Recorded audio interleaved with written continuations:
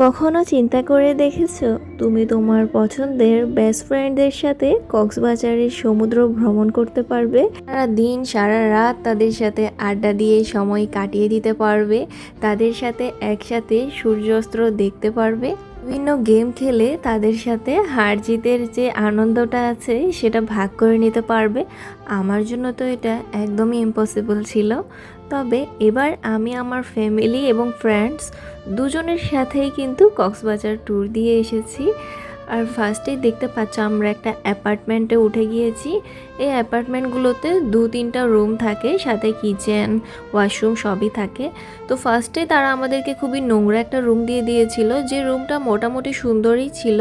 এখানে শুধুমাত্র 2টো বেডরুম আর একটা ওয়াশরুম ছিল আর বারান্দা ছিল। তবে সেটা আমাদের মোটেও পছন্দ হয়নি, অনেক বেশি নোংরা ছিল। আমরা তো সাথে সাথেই সেটা ক্যান্সেল করে ফেলেছি। তারপরে তারা আমাদেরকে সবচেয়ে সুন্দর আরেকটা অ্যাপার্টমেন্ট দেখিয়েছে। এই অ্যাপার্টমেন্টটা দেখার পর আমরা পছন্দ করে ফেলেছি। তারপরে তারা সব কিছু ক্লিন করে দিয়েছিল আর আমরা এখানেই উঠেছি আর আজকে এখানেই থাকবো আমরা। আর প্রত্যেকটা রুম এখানের অনেক বেশি সুন্দর ছিল। এটা 3 বেডরুমের একটা অ্যাপার্টমেন্ট ছিল, সাথে লিভিং রুম আছে, কিচেন আছে, ওয়াশরুম আছে আর সুন্দর সুন্দর বড় বড় 2টো ব্যালকনিও আছে, যে ব্যালকনি থেকে একদম ডলফিন মোড়টা দেখা যায়। খুবই ভালো ছিল এই অ্যাপার্টমেন্টটা। তো এটাতে আমরা উঠে গিয়েছি আর এটার পুরোটা একটা ট্যুর ডিটেলসে তোমাদেরকে অন্য একটা ভিডিওতে দেখিয়ে দিব, প্রত্যেকটা রুম দেখতে কেমন সেটা। আর এই ব্লগটাতে সেটা আর ডিটেলসে দেখাচ্ছি না। তো আমরা এসে ফার্স্টে রেডি হয়ে গিয়েছি। রেডি হয়ে এবার আমরা লাঞ্চ করতে চলে যাব। আর অনেক বেশি রোদ ছিল। যাওয়ার আগে এখানে আমরা অনেক বেশি মজা করছিলাম আর তোমাদেরকে বাইরের পরিবেশটা দেখাচ্ছিলাম। বাইরের পরিবেশটা কিন্তু মোটামুটি সুন্দর ছিল, তবে এখানে একটু নোংরা টাইপের ছিল পরিবেশটা। তো আমরা বলছিলাম যে এই জায়গাটা যদি একটু পরিষ্কার করে রাখতো তাহলে কত বেশি সুন্দর লাগতো। একদম বাইরের দেশের যে নর্মালি অ্যাপার্টমেন্ট আছে না, সেগুলোর মতোই লাগতো। যাই হোক, এখানে আমরা কিছুক্ষণ মজা করার পরে আমাদের যে হোটেল আছে সেখান থেকে ডলফিন মোড়, তো এখান থেকে একটা রিক্সা নিয়েছি। আর আমার ফ্যামিলি যারা আছে তারা অন্য একটা রিক্সাতে ছিল আর আমরা 2-3 জন একটাতে চলে এসেছি। আরও কিছু ফ্রেন্ডস আছে তারা অন্য একটা গাড়িতে ছিল। তো এই গাড়িটাতে আমরা শুধুমাত্র 3 জন বসেছি। তারপর বিচে চলে এসেছি, দেখতে পাচ্ছ। জুতা টুতা খুলে একদম বেঞ্চে বসে যাব। তা আমরা কিন্তু লাঞ্চ করে এসেছিলাম আর যে লাঞ্চটা করেছি খাবারটা মোটেও ভালো ছিল না, অনেক বেশি দাম রেখে দিয়েছিল। তবে খাবারটা ভালোই লাগেনি, একদম অর্ধেক খেয়ে বাকিটা আর খেতে পারিনি আমরা। যাই হোক, এখন এই জায়গাটাতে বসে থাকবো যতক্ষণ না পর্যন্ত সূর্য ডুববে। ফ্রেন্ডদের সাথে মিলে আজকে সূর্য ডুবাটা দেখব।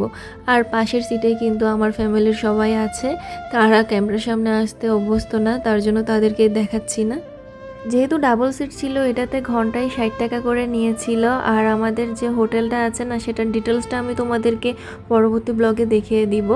কারণ আমরা অনেকে আছি যারা ফ্যামিলি ফ্রেন্ডসদের নিয়ে আসি, তো সেখানে আলাদা আলাদা রুম হলে কিন্তু ভালো লাগে না। যদি একটা অ্যাপার্টমেন্টে আমরা উঠে যাই তাহলে কিন্তু সবাই মিলেমিশে একসাথেই থাকতে পারি। দেখতে দেখতে কিন্তু সূর্য ডোবার সময়টা চলেই আসছিল। আর আমার থেকে তো এখানে বেঞ্চ থেকে উঠতে ইচ্ছা করছিল না।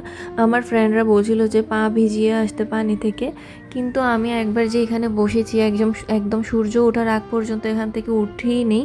কারণ আমার একদমই উঠতে ইচ্ছা করছিল না, ইচ্ছা করছিল এখানেই ঘুমিয়ে পড়ি।